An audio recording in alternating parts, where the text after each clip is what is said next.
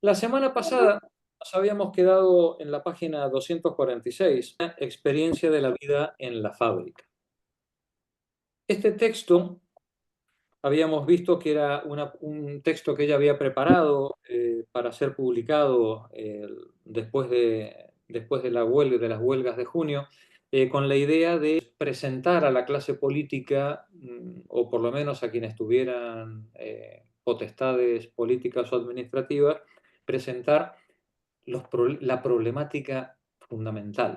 Y entonces ella empieza con un párrafo magnífico, magnífico, en la página 242. Eh, lo voy a leer porque de verdad que es literatura mayor y merece mucho la pena. La fábrica podría colmar el alma por el poderoso sentimiento de vida colectiva, podría decirse unánime, que da la participación en el trabajo de una gran fábrica. Todos los ruidos tienen un sentido. Todos están acompasados. Se funden en una especie de gran respiración del trabajo en común de la que es embriagador formar parte. Es tanto más embriagador cuanto que el sentimiento de soledad no se altera. No hay más que ruidos, ruidos metálicos, ruidos que giran, mordeduras en el metal, ruidos que no hablan de naturaleza ni de vida, sino de la actividad seria, sostenida, ininterrumpida del hombre sobre las cosas. Se está perdido en ese gran rumor, pero al mismo tiempo se lo domina, porque sobre esa base sostenida, permanente y siempre cambiante, lo que resalta, a pesar de fundirse con ella, es el ruido de la máquina que maneja uno mismo.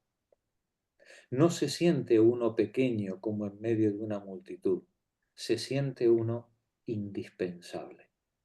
Las correas de transmisión, allí donde las hay, permiten beber con los ojos esa unidad de ritmo que todo el cuerpo siente con los ruidos y la ligera vibración de todas las cosas. En las horas sombrías de la mañana y de las noches de invierno, cuando no brilla más que la luz eléctrica, todos los sentidos participan en un universo donde nada recuerda a la naturaleza, donde nada es gratuito, donde todo es choque, choque duro y al mismo tiempo conquistador del hombre con la materia. Las lámparas, las correas, los ruidos, la dura y fría chatarra, todo contribuye a la transmutación del ser humano en obrero. Si esto fuera así, la vida de fábrica sería hermosa, pero no es así. Esta, nos dice ella, es sólo la alegría de los hombres, de los seres humanos libres, porque los que pueblan las fábricas no las sienten más que en breves y raros instantes.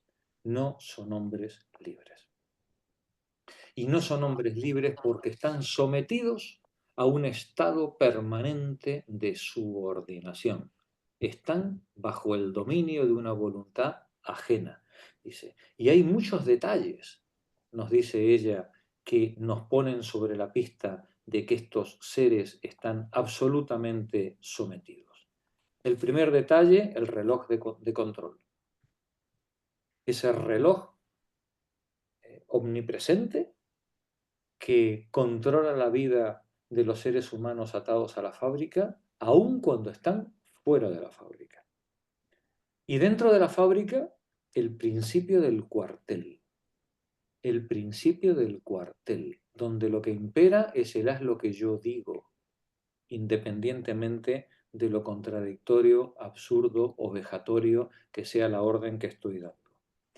Y, y de ello se deduce la humillación permanente en la que están trabajando todas las personas atadas a la fábrica. Una humillación, un sometimiento a la arbitrariedad, al despotismo, ni siquiera del amo, del que hace de correa de transmisión del amo, nada más, del último Mindundi que tiene un grado, un escalafón en la fábrica. Eh, y el sometimiento de todos los trabajadores, las trabajadoras, a esa monotonía solo cortada por la arbitrariedad. En cada instante, nos dice ella, se está a disposición de otro. En cada instante se está en situación de sufrir una orden. Y este peso de la monotonía sujeta a la arbitrariedad o mezclada con la arbitrariedad sale fuera de la fábrica y domina las emociones, los sentimientos del trabajador a lo largo de toda su vida, esté trabajando o no esté trabajando, esté en el paro o esté en la fábrica, esté el fin de semana o esté en horario de trabajo. Y cuando llega el domingo por la tarde, nos decía Magdalena, dice, ya en esa época ya odiaban los domingos, efectivamente. Cuando llega el domingo por la tarde y esta criatura siente que tiene que volver a la cárcel otra vez el lunes a primera hora, lo único que se le presenta al espíritu, página 245, es que el futuro es demasiado triste. Y lo embarga una angustia espiritual que se extiende a lo físico y que termina por tapar todo lo que hace en su vida. Angustia por lo que va a cobrar, angustia por lo que va a pagar, angustia por llegar tarde, angustia por no descansar, angustia por no ir suficientemente deprisa, angustia por ir demasiado deprisa y que te sancionen, angustia por todo, vivir en la angustia. Y decía ella al principio de la página 246, lo que le gustaría poder dejar el alma a la entrada de la fábrica, lo que le gustaría poder llegar ahí y poder ser simplemente una pieza sin sentimientos, sin aspiraciones, sin dolor durante ese horario de trabajo. Pero no va a ser así, porque además a esta máquina humana biológica sometida a la monotonía, al exceso de trabajo y a la arbitrariedad, además se le exige atención, concentración y plena disposición de ánimo para encarar con su mejor sonrisa eh, la última cosa que se le ordene. De donde nuestro trabajador, nuestra trabajadora, se encuentra ante la inhumana necesidad de poner su cuerpo a disposición de una voluntad ajena como si fuera carne, como si fuera un mero cacho de carne, pero con toda su voluntad y toda su conciencia y su mejor disposición para obedecer y estar dispuesto a aceptar y a poner en marcha las órdenes contradictorias que reciba a la mayor celeridad. Ya lo decíamos la semana pasada, de algo así, de una situación así, no se puede salir indemne. Y nadie salía indemne. Todos pagaban un altísimo precio y siguen pagando un altísimo precio por esto. Pues bien, y nos habíamos quedado al final de la página 246, en el párrafo que dice, en nuestros días no es solo en los almacenes, los mercados, los intercambios, donde se tiene en cuenta solo los productos del trabajo y no los trabajos que los han hecho posibles. Vamos a retomar la lectura desde aquí. Monse, por favor, adelante tú. En nuestros días no es solo en los almacenes, los mercados, los intercambios donde se tienen en cuenta solo los productos del trabajo y no los trabajos que los han hecho posibles. En las fábricas modernas ocurre lo mismo, al menos en el nivel del obrero. La cooperación, la comprensión, el aprecio mutuo en el trabajo son en ella monopolio de las esferas superiores. En el nivel del obrero, las relaciones establecidas entre los diferentes puestos las diferentes funciones son relaciones entre cosas y no entre hombres. Las piezas circulan con sus fichas, la indicación del nombre, de la forma, de la materia prima. Casi se podría creer que son ellas las que son personas y los obreros los que son piezas intercambiables. Tienen un estado civil y cuando, como es el caso en algunas grandes fábricas, hay que mostrar al entrar una tarjeta de identidad en la que está uno fotografiado con su número en el pecho, como un presidiario, el contraste es un símbolo desgarrador y que duele. Las cosas juegan el papel de los hombres juegan el papel de las cosas.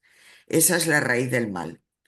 Hay, El fetichismo de la mercancía, ¿no? sí, sí, sí. Adelante. Hay muchas situaciones diferentes en una fábrica. El ajustador que en un taller de utillaje fabrica, por ejemplo, matrices de prensas, maravillas de ingenio, costosas de fabricar, siempre diferentes. Ese no pierde nada al entrar en la fábrica, pero este caso es raro. Por el contrario, son numerosos los que en las grandes fábricas e incluso en muchas pequeñas ejecutan a toda marcha, por orden, 5 o 6 gestos indefinidamente repetidos, alrededor de uno por segundo, sin otro descanso que algunas carreras ansiosas para buscar una caja, a un ajustador, otras piezas, hasta el preciso momento en el que llega el jefe a cogerlos como si fueran objetos para ponerlos en otra máquina. Se quedarán allí hasta que se les cambie de sitio. Ellos son cosas en tanto que un hombre pueda serlo, pero cosas que no tienen permiso para perder la conciencia, puesto que siempre hay que poder hacer frente a lo imprevisto. La sucesión de sus gestos no se designa en el lenguaje de la fábrica con la palabra ritmo, sino con la de cadencia. Y es justo, pues, esta sucesión en lo contrario del ritmo. Todas las series de movimientos que participan de lo bello y se realizan sin degradar encierran instantes de pausa, breves como el relámpago, que constituyen el secreto del ritmo y dan al espectador, incluso a través de la extrema rapidez, la impresión de lentitud. El- Me gusta mucho esta introducción que hace Simón en la estética, en la cuestión estética, ¿no? Dice, no es lo mismo el ritmo que la cadencia. La cadencia implica monotonía. El ritmo implica unos brillos que le están negados al trabajador. Y dice ella, todas las series de movimientos que participan de lo bello, cuando nosotros vemos algo y decimos, qué bello ese ejercicio que ha hecho ese gimnasta eh, o ese jugador, ¿no? Todas las series de movimientos que participan de lo bello y se realizan sin degradar, encierran instantes de pausa, breves como el relámpago, que constituyen el secreto del ritmo y dan al espectador incluso a través de la extrema rapidez, la impresión de lentitud. Es lo que en música llamamos el swing, ¿no? Mm. Cuando nosotros oímos una música de ascensor, nos metemos bueno, ya no, ya ni siquiera el neoliberalismo ya nos ha quitado hasta la música de los ascensores, ¿no? Pero bueno, me imagino que en los edificios de los ricos seguirá habiendo música en los ascensores. Esa música de los ascensores es plana, es plana. Tiene una cadencia, pero carece del brillo propio de los ritmos.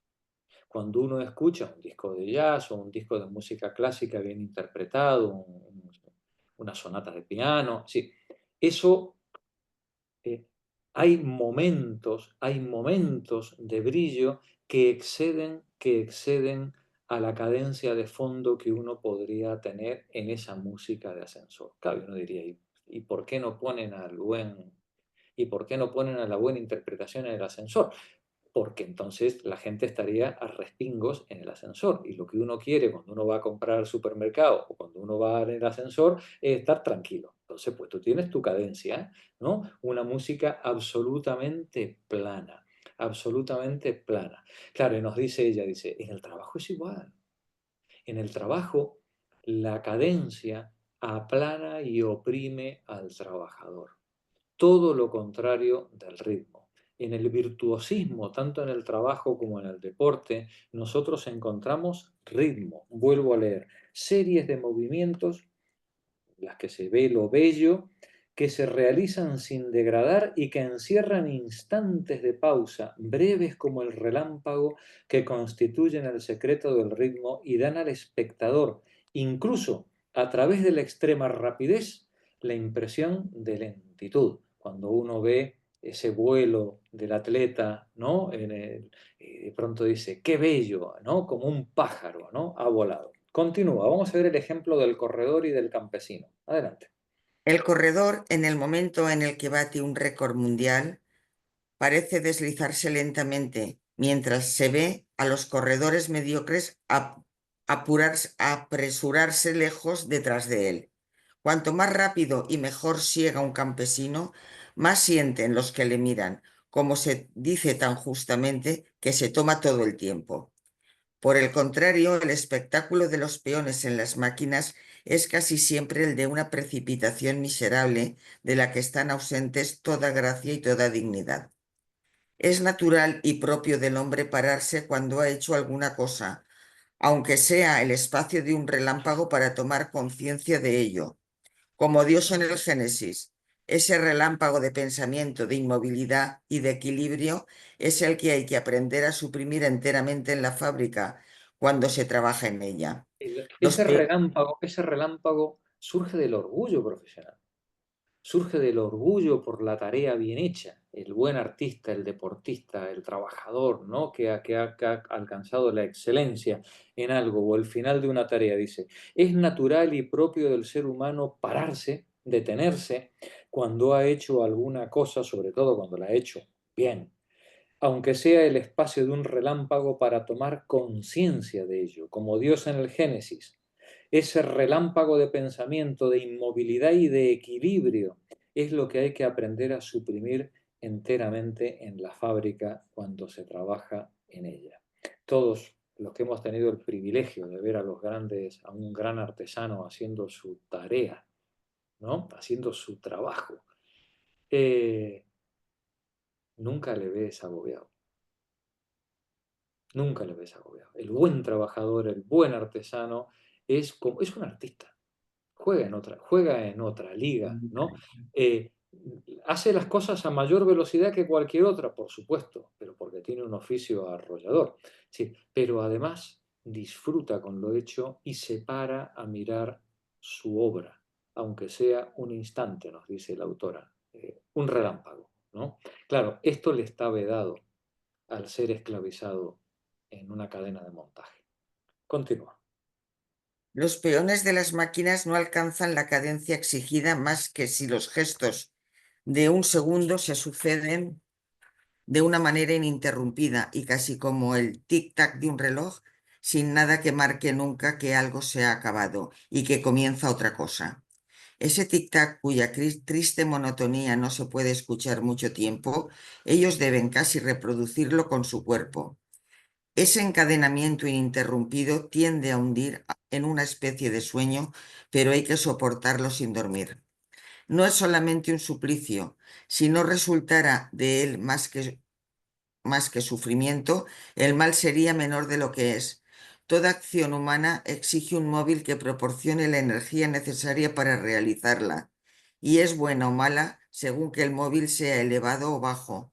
Para plegarse a la pasibilidad agotadora que exige la fábrica, hay que buscar móviles en uno mismo, pues no hay látigos, ni hay cadenas. Los látigos, las cadenas seguramente harían más fácil la transformación. Las propias condiciones del trabajo impiden que puedan intervenir móviles distintos del miedo a las reprimendas y al despido, el deseo ávido de acumular dinero y, en cierta medida, el gusto por los récords de velocidad. Todo ocurre para recordar al pensamiento estos móviles y transformarlos en obsesiones. No se apela nunca a nada más elevado. Por otra parte, deben volverse obsesivos para ser lo bastante eficaces. Miedo, recompensa económica y récord, ¿no? Mira, yo hago Qué macho soy. 850 piezas, ¿no? No como tú, matado. y el desgraciado no se da cuenta de que con esas 850 piezas ha puesto un eslabón más a la cadena, a la cadena que le tiene atado a la máquina, ¿no? Continúa. Al mismo tiempo que estos móviles ocupan el alma, el pensamiento se retrae sobre un punto del tiempo para evitar el sufrimiento y la conciencia se apaga tanto como las necesidades del trabajo lo permitan. Una fuerza casi irresistible, comparable a la gravedad, impide entonces notar la presencia de otros seres humanos que bregan también muy cerca. Es casi imposible no volverse indiferente y brutal como el sistema en el que se está metido, y recíprocamente la brutalidad del sistema se refleja y hace sensible por los gestos, las miradas, las palabras de los que se tienen alrededor. Después de pasar una jornada así, un obrero no tiene más que una queja, queja que no llega a los oídos de los hombres extraños a esta condición ni les diría nada si les llegara. Se le ha hecho largo el tiempo. Se le ha hecho largo el tiempo. Gracias, Monse. Magdalena, sigue tú. El tiempo se le ha hecho largo y ha vivido en el exilio. Ha pasado su jornada en un lugar en el que no estaba en casa. Las máquinas y las piezas que hay que fabricar están allí en su casa y él no es admitido más que para acercar las piezas a las máquinas. No se ocupan más que de ellas, no de él. Otras veces se ocupan demasiado de él y no bastante de ellas, pues no es raro ver un taller en el que los jefes están ocupados en hostigar a los obreros y obreras, velando porque no levanten la cabeza ni siquiera el tiempo de intercambiar una mirada, mientras montones de chatarra son abandonados a la herrumbre en el patio. Nada es más amargo. Pero se defienda la fábrica bien o mal contra el despilfarro, en cualquier caso, el obrero siente que él no está allí en su casa. Allí sigue siendo un extraño. Nada es tan poderoso en el hombre como la necesidad de apropiarse, no jurídicamente, sino por el pensamiento, los lugares y los objetos entre los que pasa su vida y gasta la vida que hay en él. Nada es tan poderoso en el ser humano como la necesidad de formar parte, ¿no? De integrarte en esos lugares y objetos en los que pasas tu vida y gastas la vida en ello, ¿no? Todos siempre hemos dicho, no sé, mi hospital, mi empresa, mi oficina, ¿no? Todos hemos hecho nuestro el lugar de trabajo, ¿no?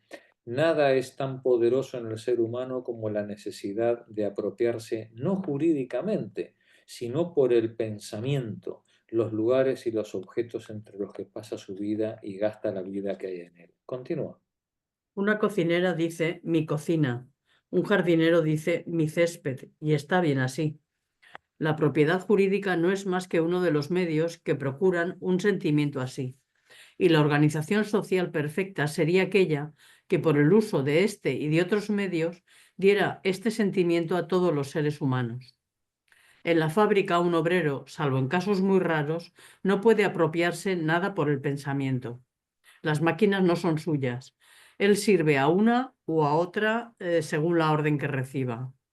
Las sirve, no se sirve de ellas. No son para él un medio para hacer que un trozo de metal tome una forma determinada. Él es para ellas un medio para llevarles piezas con vistas a una operación cuya relación con las que la preceden y las que le siguen ignora. Las piezas tienen su historia. Pasan de un estadio de fabricación a otro. Él no existe para nada en esta historia, no deja su marca en ellas, no conoce nada de ellas. Si fuera curioso, su curiosidad no sería alentada. Y por otra parte, el mismo dolor sordo y permanente que impide el pensamiento viaje en el tiempo, le impide también que viaje a través de la fábrica y lo clava en un punto del espacio y en el momento presente. El obrero no sabe lo que produce y por consiguiente no tiene el sentimiento de haber producido, sino el de haberse agotado en vano. Gasta en la fábrica a veces hasta límites extremos lo mejor que hay en él, su facultad de pensar, de sentir, de moverse. Las gasta puesto que está vacío cuando sale. Y sin embargo no ha puesto nada de sí mismo en su trabajo, ni pensamiento, ni sentimiento, ni siquiera, sino en débil medida, movimientos determinados por él, ordenados por él con vistas a un fin. Su propia vida sale de él sin dejar ninguna marca a su alrededor. La fábrica crea objetos útiles, pero no él, y la paga que se espera cada semana en hileras, como un rebaño, paga imposible de calcular de antemano, en el caso del trabajo a destajo, como consecuencia de la arbitrariedad y la complicación de las cuentas, parece más una limosna que el precio de un esfuerzo. El obrero, aunque indispensable para la fabricación, no cuenta en ella casi para nada, y por eso cada sufrimiento físico inútilmente impuesto, cada falta de consideración, cada brutalidad, cada humillación, por ligera que sea, parece un recuerdo de que no se cuenta para nada y de que no se está en casa. Se puede ver a mujeres que esperan 10 minutos delante de la fábrica, bajo una lluvia torrencial, delante de una puerta abierta por la que pasan los jefes hasta que suene la hora. Son obreras. Esa puerta les es más extraña que la de cualquier casa desconocida en la que entrarían de forma completamente natural a refugiarse. Ninguna intimidad liga a los obreros con los lugares y los objetos entre los que su vida se consume, y la fábrica hace de ellos extranjeros, exiliados, desarraigados en su propio país. Las reivindicaciones han tenido menos parte en la ocupación de las fábricas que la necesidad de sentirse en ellas como en casa al menos por una vez. Tiene que estar corrompida la vida social hasta su centro cuando los obreros se sienten como en casa en la fábrica cuando hacen huelga, extraños cuando trabajan. Debería ser verdad lo contrario. Los obreros solo se sentirán verdaderamente en casa en su propio país y miembros responsables del país cuando se sientan como en casa en la fábrica donde trabajan. Hermoso párrafo este final, ¿no? Mm. No se puede ser ciudadano, no se puede ser ciudadano, no me puedo sentir miembro de mi propio país si soy tratado como una mula en el puesto de trabajo. Para yo ser un ciudadano, tengo que ser también tratado como un ser humano digno, también en el puesto de trabajo. Sentirme como en casa en el puesto de trabajo, hacer que los trabajadores se sientan como en casa en su puesto de trabajo, es la piedra angular de una ciudadanía, de una participación responsable en la comunidad. Gracias, Magdalena. Jorge, yo antes de que continúes quería hacer un Sí. comentario, una observación a lo que estamos leyendo. Yo pienso que en la fábrica, estando de acuerdo con todo lo que dice Simón, porque es verdad todo esto, pero sin embargo, el conjunto de los obreros, aunque sea yendo a la fábrica o esa minutos para el bocadillo o esa lo que sea, hace que el conjunto pueda ser solidario y empezar a reivindicar algo. Si estas personas estuvieran como lo más maravilloso en su casa trabajando, no porque fuera un eslabón de la cadena que necesita la fábrica, eso a los empresarios les vuelve loco de alegría. Cuántas personas, mujeres, niños, todo el marido, toda la familia ha trabajado a destajo en casa de piezas que se llevaban ellas todo, y es lo que más le dejaba de dinero al empresario, porque no tenía nada, solamente pagaba la pieza, y eso lo vemos mucho en la confección, a 0,50 y luego vendía no sé cuánto. Entonces yo pienso que la fábrica también tiene esto otro, el equipo, la solidaridad, el conjunto. De esto Claro. Simón supongo que nos hablará más tarde o... Sí, no, por supuesto, Simón no niega, Simón en ningún momento se opone a la organización industrial, a la vida de fábrica. A lo que ella se opone o lo que ella denuncia es el maltrato innecesario al que son sometidos los trabajadores en la fábrica, que es otra cuestión, ¿no? Porque efectivamente, si tú vas a pasar 8 horas o 10 horas de tu vida, que viene a ser la mitad de tu existencia, porque estás durmiendo el resto, ¿no? Si tú vas a pasar en un lugar o en una actividad la mitad o las 2/3 partes de tu existencia, muestra ser muy importante la calidad de vida que tú tienes en ese periodo, en todo ese tiempo, ¿no? Claro, la calidad de vida en el puesto de trabajo no es solo que estés bien alimentado y que tengas calefacción, es que tengas unas relaciones sociales gratificantes a tu alrededor, que tengas unos objetivos vitales gratificantes durante ese tiempo. Es decir, que parte de las cosas que te hacen feliz las encuentres ahí. Las encuentres ahí, en ese horario. Que no vayas meramente al puesto de trabajo a ganarte la vida. A ganarte la vida sin ningún criterio. Solo en función de los criterios de otro. No, que tú estés en el puesto de trabajo porque eso es parte de tu vida también. La transformación del puesto de trabajo en el trabajo industrial en un lugar que sea enriquecedor, promisorio, ilusionante para el ciudadano, para la ciudadana, ese es el gran desafío de una sociedad compleja como la nuestra. Que los seres humanos no vayan al puesto de trabajo como el que va a la cárcel, sino que vayan al puesto de trabajo con alegría, porque no porque son idiotas ni porque están drogados, sino que van con alegría porque en el puesto de trabajo encuentran las relaciones sociales y los objetivos y parte de los objetivos vitales que contribuyen a su realización personal y a sentirse seres humanos libres, independientes y con objetivos. Ese es el desafío. El desafío en una sociedad compleja, porque en las sociedades previas a la sociedad industrial, esto funcionaba de otra manera. El herrero, el carpintero, el albañil, ¿no? Bueno, pues podían construir con su oficio su profesión. En su oficio ellos desarrollaban una actividad en la que se sentían realizados y por tanto eran troquelados y hechos a la medida del oficio. Por eso profesaban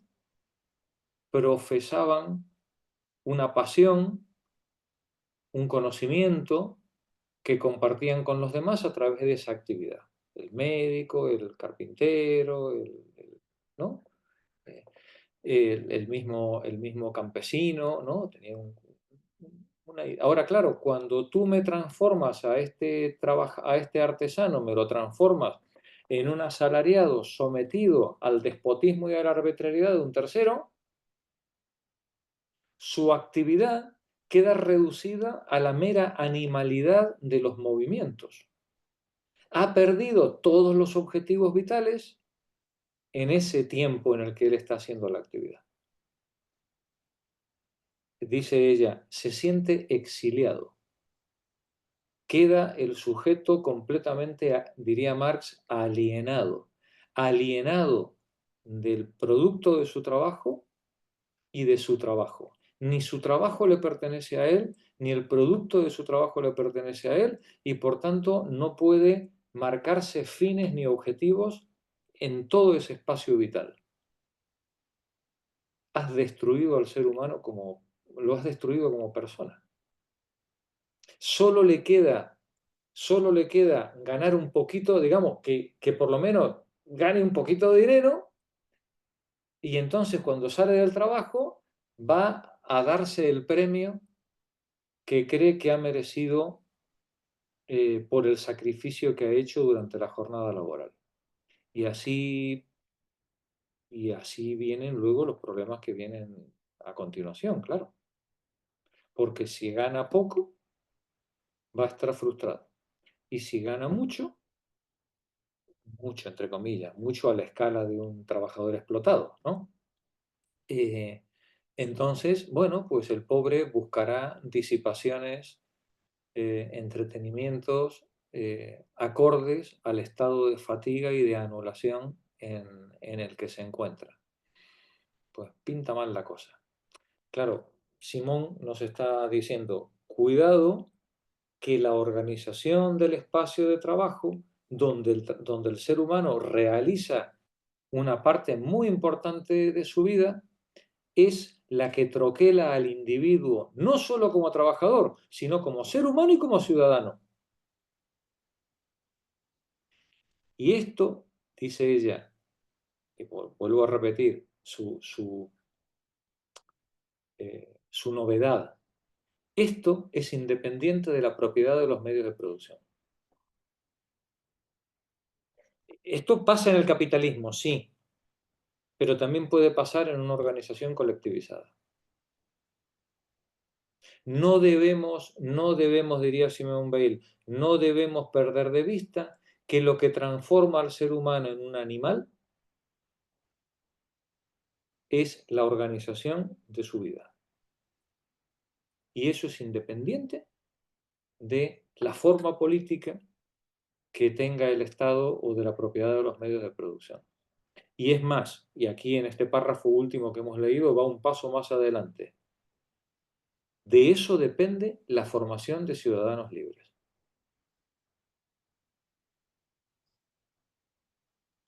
Casi nada. Pero, Jorge, yo creo que más que transformar al ser humano en un animal, realmente lo transforma en un esclavo, porque ni siquiera un animal, a no ser que sea un animal de granja que está cercado, inmovilizado y incluso con luz 24 horas, en el caso de las gallinas, pues fuera de ese ámbito no tiene ese comportamiento, no se comporta así. Y luego, es que está mucho el discurso que ha calado muy, también ha calado mucho incluso entre la clase trabajadora o la gente trabajadora sin ese nivel de conciencia, que oyes mucho no, es que al trabajo se va a trabajar, como diciendo, ¿qué quieres? Que te pongan un sofá, o a la escuela se va a estudiar, esa es su obligación, en el caso de los niños, de los adolescentes. Y empezamos, bueno, ya hace tiempo, pero cada vez se manifiesta más. Claro, la escuela realmente repite ese patrón y ese horario de fábrica bueno, del trabajo, ¿no? Incluso con las extraescolares que llegan hasta el sábado. Y empezamos ya a ver a niños y adolescentes que están cansados. Porque los padres, como tienen esos horarios, claro, ¿dónde pueden dejar a los hijos si a lo mejor no tienen abuelos o tienen pero solo un par de días? Me refiero, hay una repetición de la fábrica en el resto de la vida que tenemos. Claro. Entonces, va a ser El difícil. modelo. Es el modelo. Exacto, es el modelo, porque es complicado cuando las consignas son pues de más salario o de mejora de horarios, pero el resto se olvida. Claro. El resto se olvida. Me refiero, puedes tener que te den un curso en la fábrica o en la oficina de salud ergonómica o tal, pues el ratón así, el otro en la fábrica, pero es que luego el trabajo tal y como es de repetitivo, no sirve de nada ese curso, ni se Claro. ofrecen los materiales, ni prácticamente se puede llevar a cabo por el ritmo, por la cadencia del trabajo. Entonces, Totalmente. estamos replicando ya en la escuela Claro. es el mismo modelo económico. Totalmente. Y lo que Los pasa es que, niños que claro, están exhaustos de tener que hasta el sábado ir a hacer una extraescolar, baloncesto o violín o lo que sea. pasa que cuando uno lee a Simone Weil, claro, estamos hablando de una fábrica metalúrgica, ¿no? de transformados metálicos, que es muy En concreto. muy típica, ¿no? Es decir, es muy típica y muy concreta, ¿no? Eh, pero y claro, tú decías, no, es que no es animal. Claro, no es animal porque el trabajador en la fábrica lo que vende es su actividad. No como el pollo en la granja, que lo que vende es su ala o su pata, ¿no? Bueno, Todo. el pollo no vende nada, pobre, ¿no? Se lo quitan, al, al pollo se la quitan y ya está, ¿no? Pero cuando en el modo de producción anterior utilizábamos a los animales como herramienta de trabajo, por ejemplo, al caballo, al buey, al ganado, ¿no? para que tiraran de un arado o para que quisieran girar un molino, Sí, una noria. noria. Fijaos qué cosa curiosa, ¿no? Es muy... vamos a desbarrar un poquito, ¿vale? Porque quiero poneros este ejemplo. Cuando al caballo se le hace girar la noria, al caballo cualquier propietario medio sensato sabe que al caballo no le puede hacer girar la noria más de 7-8 horas al día, ¿vale? Lo mismo pasa con el buey y lo mismo pasa con, con cualquier animal puesto en un puesto de trabajo mecánico, ¿no? ¿Por qué al caballo no se le hace trabajar más de 8 horas diarias y a un obrero se le hace trabajar 15? Y porque el caballo si lo hace trabajar más de 8 horas se te muere. Sí, y porque el caballo es tuyo. No es como el obrero que no es tuyo. El obrero es de su madre y de su padre. El obrero no es tuyo. ¿Vale? Si el obrero no es un esclavo. Esta es la gran mentira. La gran mentira del liberalismo es la liberación del siervo de la gleba y la liberación de los esclavos, ¿no? Dicen, oh, sois libres, ¿no? Es decir, ahora enriqueceos, como decía Guizot, ¿no? Sois libres. Claro, el caballo se te muere. Entonces, el dueño del caballo y el dueño del esclavo tiene mucho cuidado en que, bueno, en explotar todo lo que pueda al caballo o al esclavo, pero que la cosa le salga rentable. Porque si se le muere antes del plazo de amortización del caballo o del esclavo, pues tiene que comprar otro, ¿no? O se queda sin negocio. Con el trabajador asalariado, este disgusto no le pasa, porque el trabajador asalariado se le muere o se le enferma y en la puerta de la fábrica pues tiene 7 para sustituirla. Claro, y decíamos antes, es que el pollo o el caballo, digamos, el caballo entrega su fuerza animal y el pollo entrega su pata, entrega su carne. ¿Qué pasaría si tuviéramos una granja de seres humanos para comer? Entregan su vida. ¿Qué pasaría si en vez de tener una granja de asalariados o una granja de esclavos, como las hemos tenido, para criar esclavos, nos los comiéramos?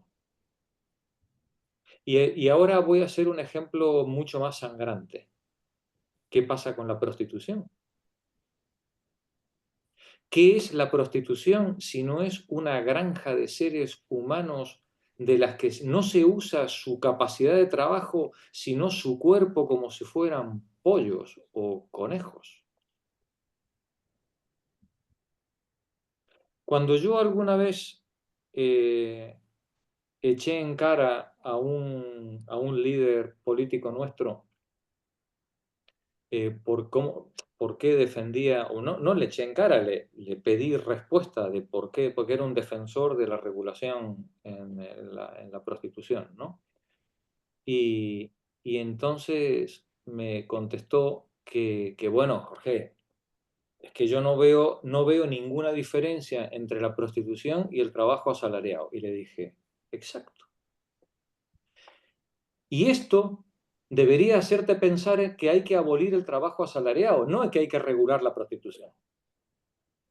Si no eres capaz de ver ninguna diferencia, acabas de darte cuenta del secreto profundo que hay detrás de la forma de esclavitud que el liberalismo ha llamado trabajo asalariado.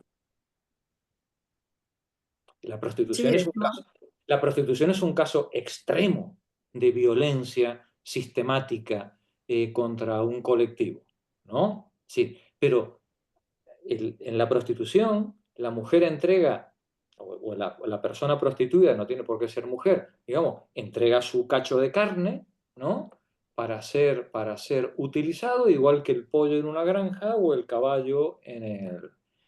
Claro, y a diferencia del trabajador, asalariado, claro, pues la pobre no tiene, o el pobre no tiene a dónde irse cuando acaba la jornada que ha decidido el patrón, ¿no? Bien, pues si no ves la diferencia, tenemos un problema. Pero además, si efectivamente la obscenidad del fenómeno es tan grosera, pues debería hacernos dar cuenta de que el trabajo asalariado no es otra cosa que una forma de esclavitud atemperada. Y que, por tanto, también debe ser abolida. Ya, Jorge, pero el idealismo de Simone Weil, cuando ella lo que quiere es demostrar a esos jefes o a ese capital que lo que es una fábrica, porque claro, no la han pisado como ella que está dentro, yo veo que es un idealismo, bueno, pues bien, pero que tiene poco... Es Bueno, decir, ella está trabajando, ella está escribiendo como sindicalista, sí, bueno, sí, claro, claro, está claro. escribiendo como sindicalista y ella está jugando con las reglas del capitalismo. Ella dice, bueno, en el orden capitalista no vamos a abolir el capitalismo, ¿no? Pero sí podemos cambiar las leyes o sí podemos poner en marcha leyes que permitan que la vida de los trabajadores durante su espacio laboral, durante su tiempo laboral, sean más dignas y mejoren las relaciones en la fábrica, mejoren la productividad, al mismo tiempo que mejoran las condiciones de ciudadanía. Pero yo sigo opinando que como idealista no va a conseguir nada. Tendrá que ser con esas leyes porque tú mismo acabas de poner el ejemplo. Como el obrero no es mío y además tengo 14 esperando, pues no tengo ningún interés en cambiar este panorama que me está mostrando esta idealista que por más inteligente. No, al contrario, lo que voy a pensar es que le voy a dar un crédito al padre y como no lo va a poder pagar, pues a ver si me trae al niño, al recién nacido y a la madre para que, porque esto es lo que se está haciendo cada vez. Entonces, yo veo un idealismo pues utópico. No. Bueno, Prefiero ese sindicalismo o ese donde dice, oye, mira, por favor, que el caballo vale, como se muere, pues efectivamente sí. lo cuidan. Y como el obrero necesita procrear o necesita comer, pues dale para que vaya al médico o dale. Pero En el luego del fondo, artículo 33. en el fondo de la cuestión, digamos, yendo al fondo de la cuestión, lo que acabas de decir es inapelable, ¿vale? Es inapelable. Pero mientras hacemos la revolución, mientras tanto, ¿qué hacemos? ¿No? Digamos, este sería el planteamiento de cualquier sindicalista, ¿no? Y también pues el de Simone Weil. Oye, mientras hacemos, bueno, a lo mejor ella no estaría de acuerdo con lo de la revolución, no lo sé. Pero independientemente de eso, sí. Y mientras tanto, ¿qué hacemos? Menos mal no está Miriam, porque Igual que, estaría... igual que con el problema prostitucional, ¿no? Sí, estamos de acuerdo en que hay que abolir la prostitución y que hay que generar unas condiciones de vida dignas de manera de que no haya nadie tan pobre, no haya nadie tan pobre ni tan precario que tenga que vender su cuerpo como carne para poder sobrevivir. Vale, en eso estamos de acuerdo, o por lo menos podríamos estar de acuerdo la mayoría. Y ahora la cuestión es, ¿y mientras tanto? Porque mientras tanto hay un camino muy largo, ¿eh? Mientras tanto hay un camino muy largo. Y, y durante ese camino tan largo puede haber y va a haber muchísimo sufrimiento. Muchísimo sufrimiento. ¿Podemos atemperar ese sufrimiento en el mientras tanto? ¿Hay algo que podamos hacer dentro de un sistema prostitucional que alivie el sufrimiento de las víctimas sin agrandar sus cadenas? ¿Hay algo que podamos hacer dentro del capitalismo por aliviar el sufrimiento de los trabajadores, los precarios, los excluidos, sin salirnos del sistema? Simone Weil lo tiene clarísimo. Las respuestas son dos. Una, sí se puede. Dos, para poder hacerlo, necesito una fuerza sindical hegemónica. Necesito la unidad obrera. Esto no se hace, nos va a decir Simone Weil una y otra vez, esto no se hace por las buenas, ni hablando. Esto se hace metiendo el miedo en el cuerpo, metiendo el miedo en el cuerpo a los dueños de los medios de producción. Cuando los dueños de los medios de producción ven a las hordas marxistas andando por la calle, entonces, uy, se vuelven súper respetuosos con la normativa vigente y con los derechos humanos. Súper respetuosos. Es decir, la mejora de las condiciones de vida es posible si hay conciencia de clase y hay unidad obrera. Y una unidad sindical que le meta el miedo en el cuerpo a la patronal. Pero no nos olvidemos que ella no es marxista, ¿eh? Ella es anarquista. Y como anarquista, además, ella siente un cierto odio, rencor o preocupación, no sé cómo llamarlo, con respecto al comunismo, sobre todo al soviético, ¿no? Y entonces, ella no para de hacer advertencias de que cuidado, que el problema del que estamos hablando no es un problema exclusivo de la propiedad de los medios de producción, sino que puede trasladarse a un sistema de propiedad colectivizado.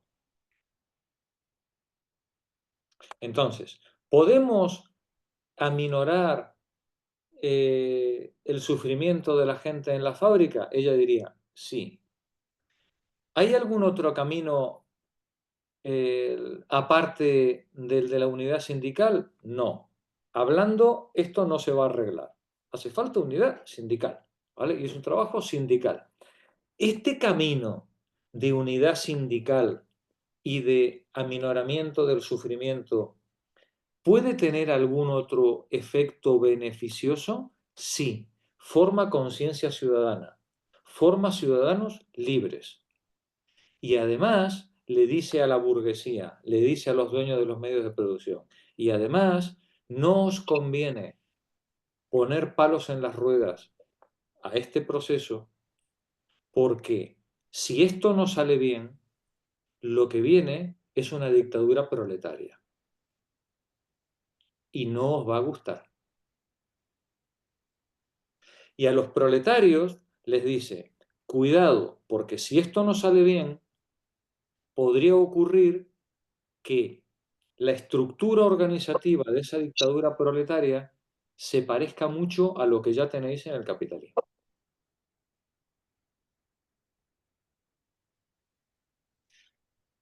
Yo creo que de utopismo poco, ¿eh? Otra cosa es que nos guste más o que nos guste menos, o lo que veamos más factible o menos factible, ¿no? Pero me da la impresión de que Simone Weil ha marcado muy bien el campo de juego, ¿no? en el que todo esto se está desarrollando en su época. Pensemos que estamos en los años 30, estamos en los años 30, con el fascismo en marcha, con el capitalismo que acaba de salir de una crisis tremenda en los años 29-30. Ella tiene motivos, creo, para pensar que otro mundo es posible y que la gente puede aprender, que la política puede aprender de los errores. Tampoco sé si ella hoy mantendría estas tesis, ¿no? Es decir, pero ella en ese momento lo plantea con esa claridad. Sí se puede y además es de interés general. Sí. Esto es bueno no solo para los trabajadores, es bueno también para los explotadores. porque es evitar o, digamos, poner un fusible a la revolución. No tener que llegar a la revolución. Si ella hubiera visto el capitalismo, entre comillas, democrático de la posguerra, del año 55 al 65, pues seguramente ella o si ella hubiera visto el primer gobierno de Attlee en Inglaterra, después de la Guerra Mundial, seguramente ella habría dicho, ¿ves? Como si se podía. ¿Ves como si se podía? ¿Era posible un socialismo democrático dentro de un sistema capitalista regulado? ¿Ves cómo sí se podía? Claro, con la clase propietaria asustada, pensando que se le venía encima la colectivización de los medios de producción.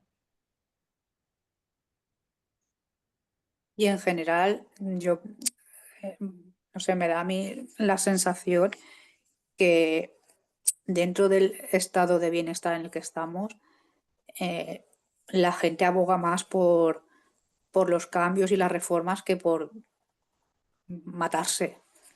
Totalmente, claro, Claro, claro. me refiero a no ser que ya no tengas nada que perder y que estés en una situación que no tengas ni una vivienda ni nada, que no tengas nada a lo que acogerte, es como lo último, ¿no? Mientras se pueda ir reformando y consiguiendo cosas de forma, aunque haya huelgas, pero me refiero evitando la violencia, eh, lo veo que, no sé, que es más conveniente, porque al final realmente los muertos siempre son del mismo lado.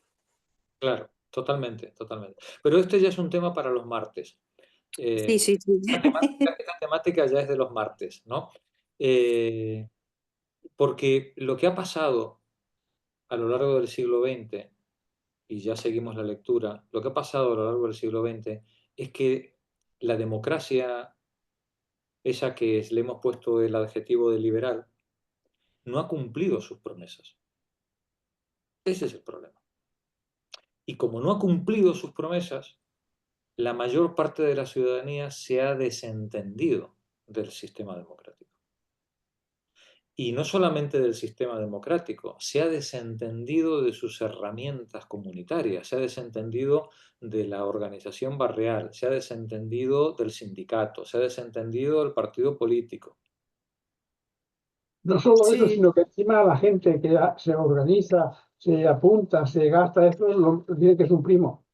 Claro, claro, claro, claro. Pero dentro de la misma, de los mismos que se supone que también están en un contexto que se les puede considerar esclavos o muy serviles, ¿sabes? Y te encuentras con gente así y se desploma, porque No, hay no es mujeres por ahí que casualidad. dicen con mucha honra que si yo quiero mi cuerpo tal, pues, y hay un sector que tengo yo la impresión de que lo dice así. Tú de que yo hago lo que quiero, oye, pues, protestando contra la gente que quiere regular la prostitución. Bueno, no es casualidad que el trumpismo o los Ya, grupos por eso. pues florezcan en un entorno cultural en el que la democracia ha perdido su, brillo porque, porque la gente no es tonta, porque la gente ha visto, ha sufrido que las promesas que le habían hecho pues no se han cumplido. ¿No? Bien, pero esto, insisto, esto es tema de los martes. Ahora estamos en la organización industrial, ¿no? Volvamos a Simón. Nos habíamos quedado en la página 250 y nos decía que los obreros solo se sentirán verdaderamente en casa, en su propio país, y miembros responsables del país cuando se sientan como en casa en la fábrica donde trabajan. Elida, por favor, continúa tú. Sí. A ver, es difícil ser creído cuando no se describen más que impresiones. Sin embargo, no puede describirse de otro modo la desgracia de una condición humana. La desgracia no está hecha más que de impresiones. Por sí solas, las circunstancias materiales de la vida, por más que tengamos que vivir en ellas, no dan cuenta de la desgracia, pues circunstancias equivalentes, unidas a otros sentimientos, harían feliz. Son los sentimientos unidos a las circunstancias de una vida los que hacen feliz o desgraciado. Pero los sentimientos no son arbitrarios, no se imponen o se borran por su gestión. No pueden cambiarse más que por una transformación radical de las propias circunstancias. Para cambiarlos, primero hay que conocerlos. Nada es más difícil de conocer que la desgracia. Siempre es un misterio. Es muda, como decía un proverbio griego. Hay que estar especialmente preparado en el análisis interior para captar los verdaderos matices y sus causas. Y ese generalmente no es el caso de los desgraciados. Incluso si se está preparado, la desgracia misma impide la actividad del pensamiento y la humillación siempre tiene por efecto vidas en las que no se aventura el pensamiento y que están cubiertas ya de silencio, ya de mentira. Cuando los desgraciados se quejan casi siempre equivocadamente, sin abordar su verdadera desgracia. Y por otra parte, en el caso de la desgracia profunda y permanente, un fuerte pudor pone freno a las quejas. Así, cada condición humana desgraciada crea una zona de silencio en la que los seres humanos se encuentran encerrados como en una isla. Quien sale de la isla no vuelve la cabeza. Las excepciones casi siempre solo son aparentes. Por ejemplo, generalmente, aunque parezca lo contrario, la misma distancia separa a los obreros del obrero convertido en patrono que del obrero convertido en militante profesional de un sindicato. Es de un párrafo duro esto, ¿no? Dice, permíteme que relea una parte, ¿no? La desgracia misma impide la actividad del pensamiento y la humillación siempre tiene por efecto crear zonas prohibidas en las que no se aventura el pensamiento y que están cubiertas ya de silencio, ya de mentira, ¿no? Esto es muy psicológico, muy psicoanalítico, ¿no? Los seres humanos tapamos nuestro dolor, nuestra humillación, nuestro sufrimiento, ya de mentiras, ya de silencio. Cuando los desgraciados se quejan, y esto apunta a lo que comentaba antes Julián, cuando los desgraciados se quejan casi siempre equivocadamente, sin abordar su verdadera desgracia. Y por otra parte, en el caso de la desgracia profunda y permanente, un fuerte pudor pone freno a las quejas. Así, cada condición humana desgraciada crea una zona de silencio en la que los seres humanos se encuentran encerrados como en una isla. Y quien sale de la isla, no vuelve la cabeza. Tremendo párrafo, tremendo párrafo. Continúa Elida. Si alguien venido de fuera penetra en una de estas islas y se somete voluntariamente a la desgracia por un tiempo limitado, pero lo bastante largo como para empaparse de ella, y relata luego lo que ha experimentado, podrá discutirse fácilmente el valor de su testimonio. Se dirá que ha experimentado algo distinto de los que están ahí de manera permanente. Se tendrá razón si solo se ha dedicado a la introspección o si solo se ha observado. Pero si, después de haber llegado a olvidar que viene de fuera, que volverá fuera y se encuentra allí solamente como de viaje, compara continuamente lo que ha experimentado por sí mismo con lo que lee en los rostros, en las caras, en los ojos, en los gestos, las actitudes, las palabras, en los sucesos pequeños y grandes, se crea en él un sentimiento de certidumbre, desgraciadamente difícil de comunicar. Aquí ella se está defendiendo, fijaos de qué manera tan bella, ella se defiende del ataque que le puedan hacer a ella, ¿no? Dice, si alguien venido de fuera, como soy yo, penetra en una de estas islas y se somete voluntariamente a la desgracia por un tiempo limitado, pero lo bastante largo como para empaparse de ella y relata luego lo que ha experimentado, podrá discutirse fácilmente el valor de su testimonio. Me podrán decir, es que tú te ibas a ir y tú sabías que te ibas a ir, ¿no? Le están diciendo. Se dirá que ha experimentado algo distinto de los que están ahí de manera permanente. Y se tendrá razón, dice ella, si solo se ha dedicado a la introspección o si solo ha observado. Pero si después de haber llegado a olvidar que viene de fuera, que volverá fuera y se encuentra allí solamente como de viaje, compara continuamente lo que ha experimentado por sí mismo con lo que lee en los rostros, en las caras, en los ojos, los gestos, las actitudes, las palabras, en los sucesos pequeños y grandes, se crea en esta persona un sentimiento de certidumbre desgraciadamente difícil de comunicar. Y esto es lo que creo que ella nos viene transmitiendo a lo largo de todas estas páginas, ¿no? Continúa. Los rostros contraídos por la angustia de la jornada que se ha de atravesar y la mirada dolorida en el metro por la mañana. El cansancio profundo, esencial, el cansancio del alma aún más que del rostro, que marca las actitudes, las miradas y el pliegue de los labios por la tarde a la salida. Las miradas y las actitudes de animales enjaulados, cuando una fábrica, después del cierre anual de 10 días, acaba de volver a abrir para un interminable año. La brutalidad difusa y que se encuentra en casi todas partes. La importancia concedida por casi todos a detalles pequeños por sí mismos, pero dolorosos por su significado simbólico, tales como la obligación de presentar una tarjeta de identidad al entrar, las jactancias detestables intercambiadas entre los rebaños concentrados ante las puertas de las oficinas de contratación, y que por contraste evocan tantas humillaciones reales. Las palabras increíblemente dolorosas que a veces escapan, como por descuido de los labios de los hombres y mujeres semejantes a todos los demás. El odio y el hastío de la fábrica, del lugar de trabajo, que las palabras y los actos muestran tan a menudo que proyectan su sombra sobre la camaradería y empuja a los obreros y obreras, cuando salen, a apresurarse cada uno a su casa, sin apenas cruzar una palabra.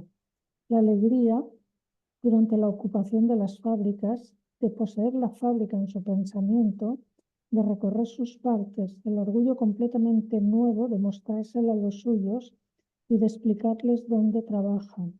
Alegría y orgullo fugitivos que, por contraste, servían para expresar de una manera tan punzante los dolores permanentes del pensamiento acallado.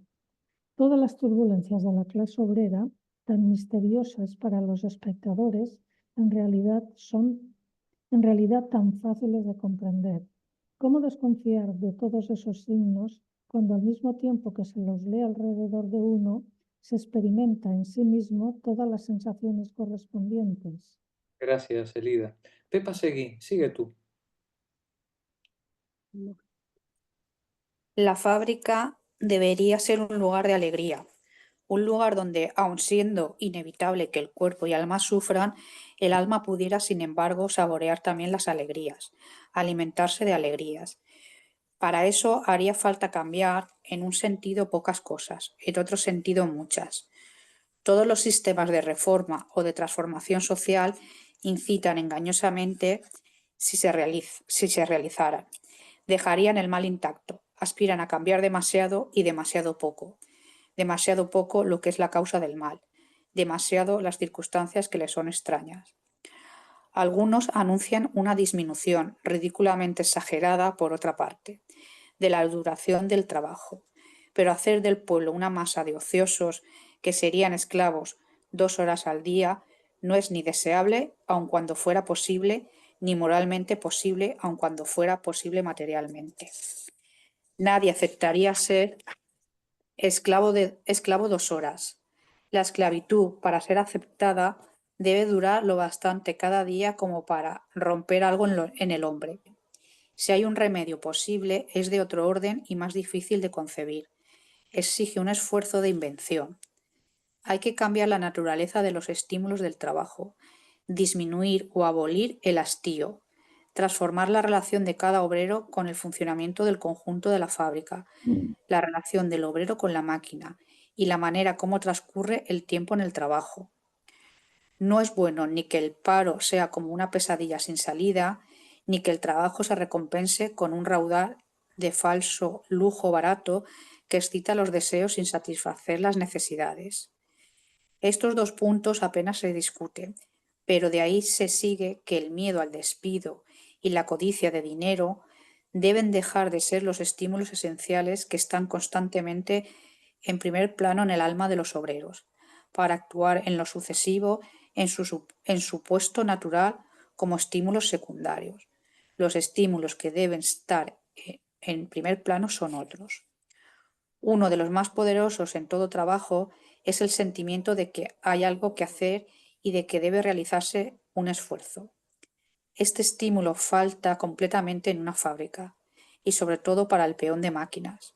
Cuando pone 1000 veces una pieza en contacto con la herramienta de una máquina, se encuentra, además del cansancio, en la situación de un niño al que se le ha ordenado ensartar perlas para mantenerlo tranquilo.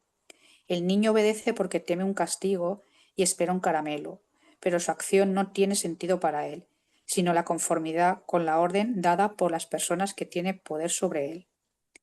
Sería muy distinto si el obrero supiera claramente cada día, en cada instante, qué lugar ocupa lo que está realizando en el proceso total de fabricación y qué lugar tiene la fábrica en la que se encuentra en la vida social.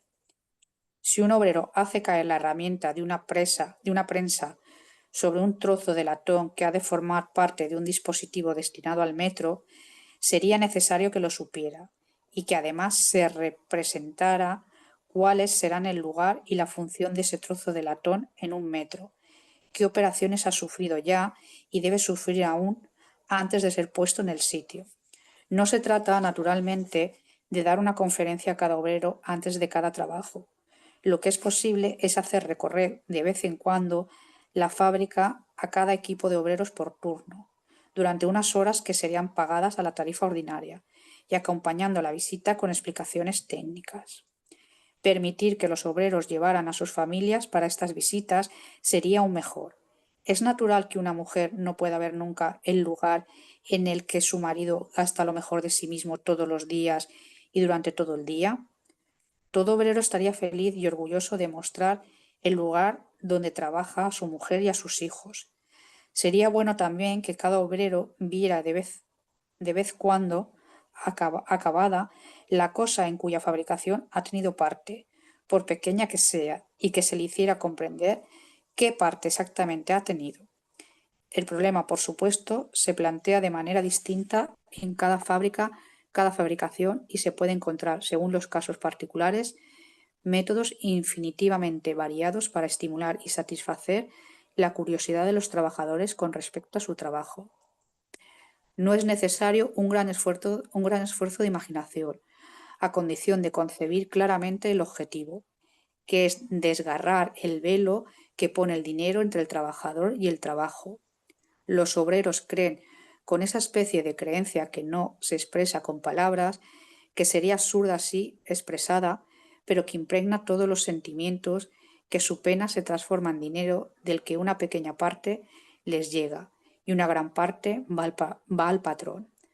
Hay que hacerle comprender, no con esa parte superficial de la inteligencia que aplicamos a las verdades evidentes, por de esa manera ya lo comprenden, sino con toda el alma y, por así decirlo, con el propio cuerpo, en todos los momentos de su pena, que fabrican objetos que son demandados por las necesidades sociales y que tienen un derecho limitado, pero real, a estar orgulloso de ellos.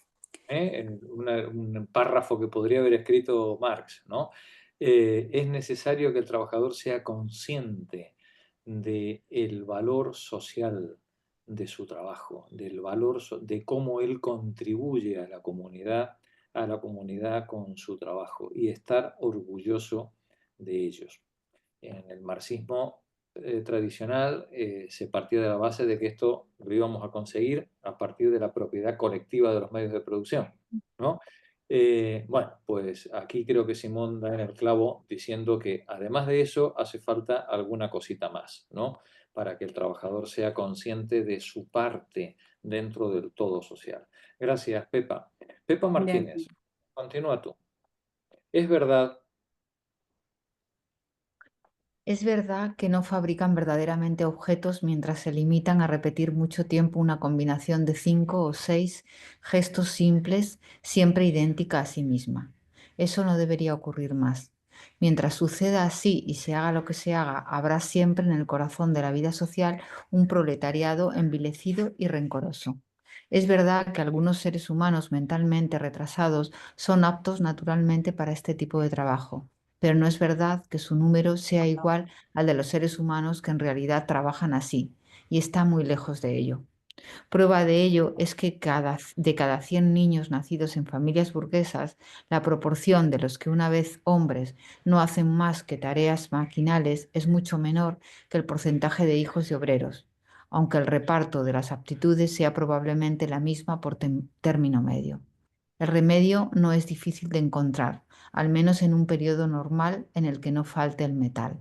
Cada vez que una fabricación exija la repetición de una combinación de un pequeño número de movimientos simples, esos movimientos pueden ser realizados por una máquina automática, y eso sin ninguna excepción.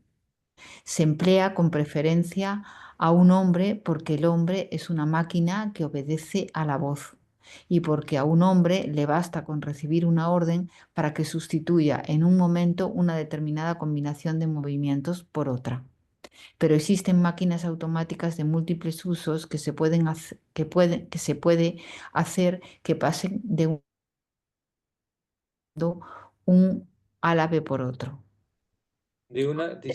Dice, pero existen máquinas automáticas de múltiples usos que se puede hacer que pasen de una fabricación a otra reemplazando un árabe por otro. Continúa.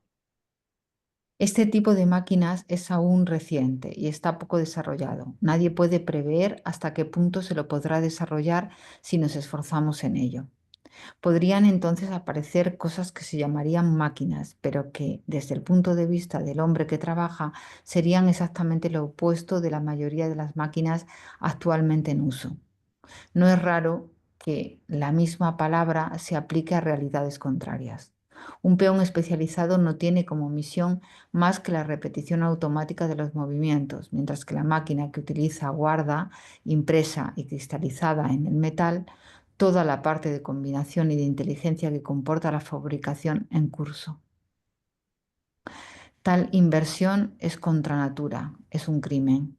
Pero si un hombre tiene como tarea ajustar una máquina automática y fabricar los álabes que corresponden cada vez a las piezas a fabricar, asume por un lado una parte del esfuerzo de reflexión y de combinación, y por otra un esfuerzo manual que comporta, como el de los artesanos, una verdadera habilidad.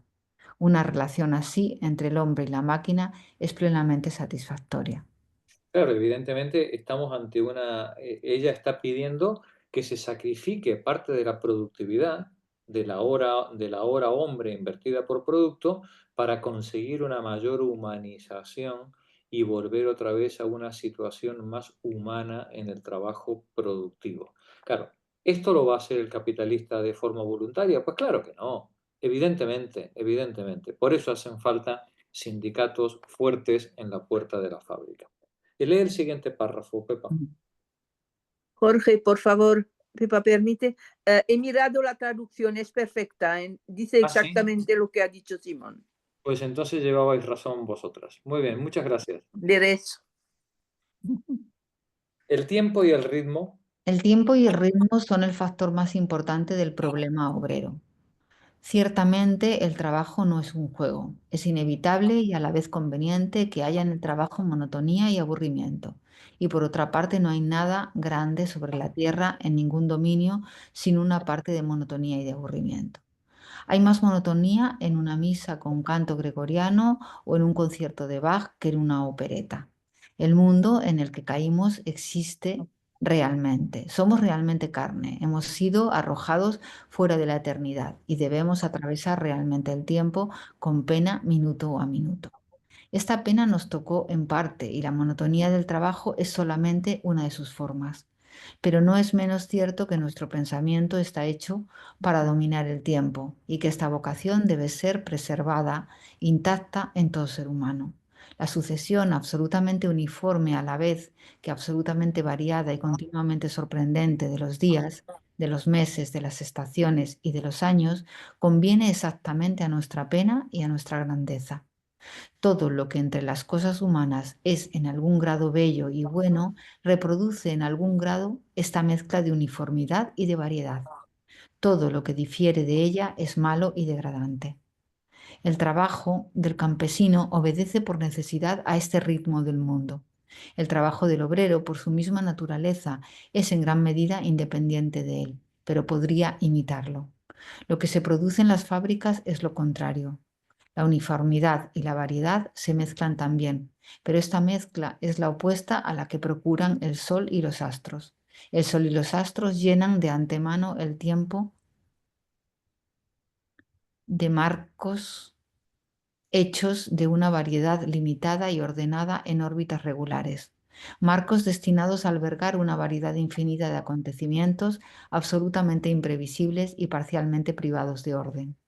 Por el contrario, el futuro del que trabaja en una fábrica está vacío a causa de la imposibilidad de prever y más muerto que el pasado a causa de la identidad de los instantes que se suceden como los tic-tac de un reloj.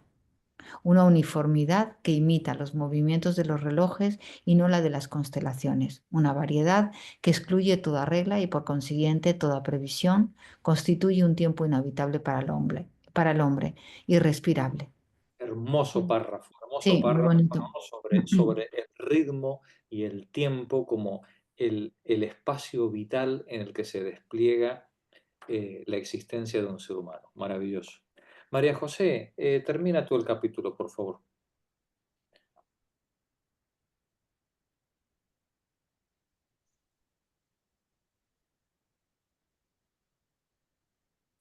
Solo la transformación de las máquinas puede impedir que el tiempo de los obreros se parezca al de los relojes, pero eso no basta.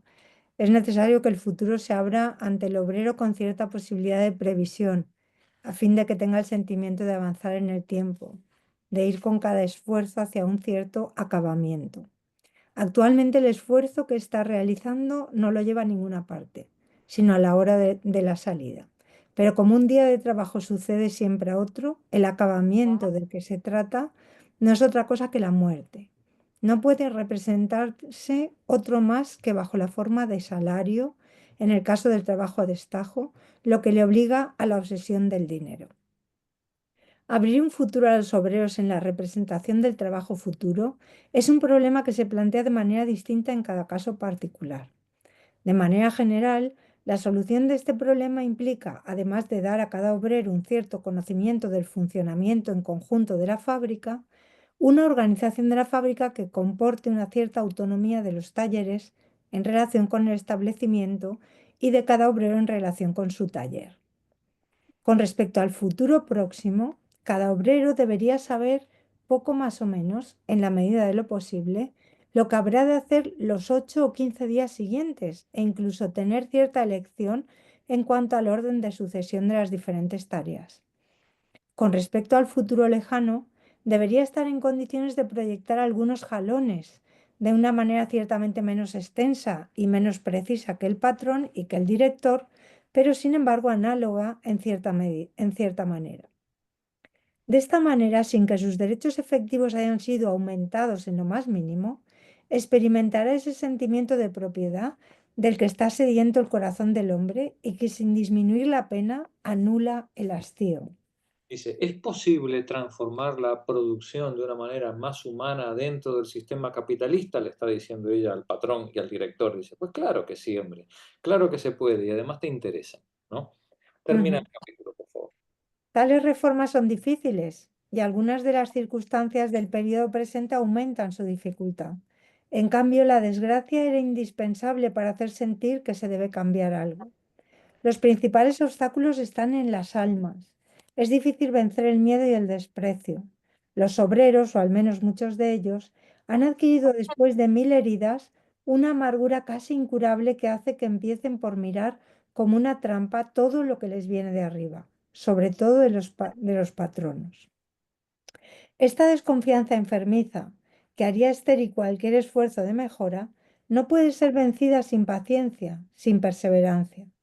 Muchos patronos temen que una tentativa de reforma, cualquiera que sea, por inofensiva que sea, aporta nuevos recursos a los cabecillas, a quienes atribuyen todos los males sin excepción en materia social y que se representan en cierta manera como monstruos mitológicos.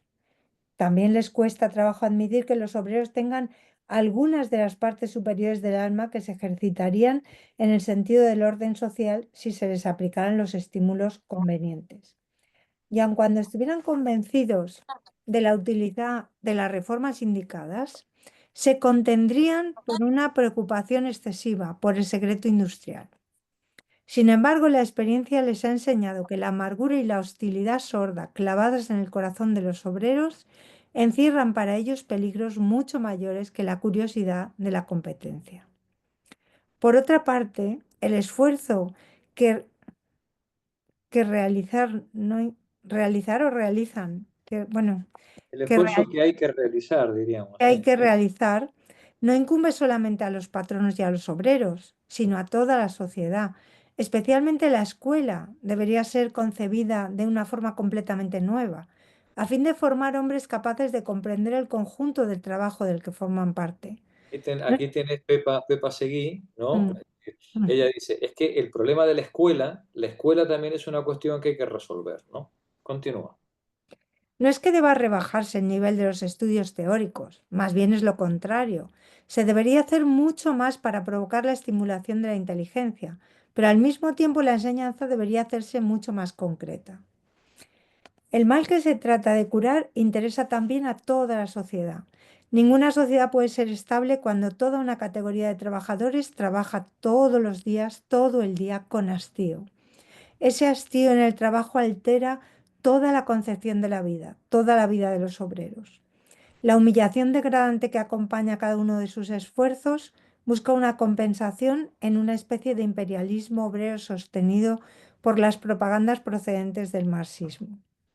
Si un hombre que fabrica pernos experimentara, al fabricar pernos, un orgullo legítimo y limitado, no provocaría artificialmente en sí mismo un orgullo ilimitado por el pensamiento de que su clase esté destinada a hacer la historia y a dominarlo todo. En fin, Vale. está obsesionada, pobre. Sí. Ocurre lo mismo con la concepción de la vida. Ya quisiéramos, ¿eh? Ya quisiéramos. Ocurre lo mismo con la concepción de la vida privada y especialmente de la familia y de las relaciones entre sexos.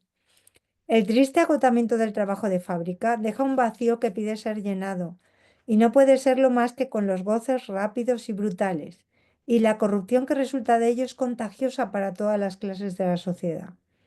La correlación no es evidente a primera vista, pero sin embargo hay correlación. La familia no será verdaderamente respetada por el pueblo de este país mientras una parte de ese pueblo trabaje continuamente con hastío. Ha venido mucho mal de las fábricas y hay que corregir ese mal en las fábricas. Es difícil, tal vez no sea imposible. Sería necesario, en primer lugar, que los especialistas, ingenieros y otros se empeñaran lo bastante no solo en construir objetos, sino en no destruir hombres, no volverlos dóciles, ni siquiera hacerlos felices, sino solamente no lograr a ninguno, no forzar, sino solamente no forzar a ninguno de ellos a envilecerse. Muy bien, muy bien. Bueno, y como veis, la siguiente sección del libro se llama Todo lo que se puede hacer mientras tanto, ¿no? Es decir, todo lo que se puede hacer mientras tanto. Bueno, compañeras, seguimos el miércoles que viene. Estáis invitadísimas el jueves al seminario, al último seminario del Capital. ¿Cómo al último? Al primero. ¿Será el primero? Sí, bueno, al último que vamos Al a hacer. último. El próximo decenio, ¿no? Va a ser el último seminario del Capital.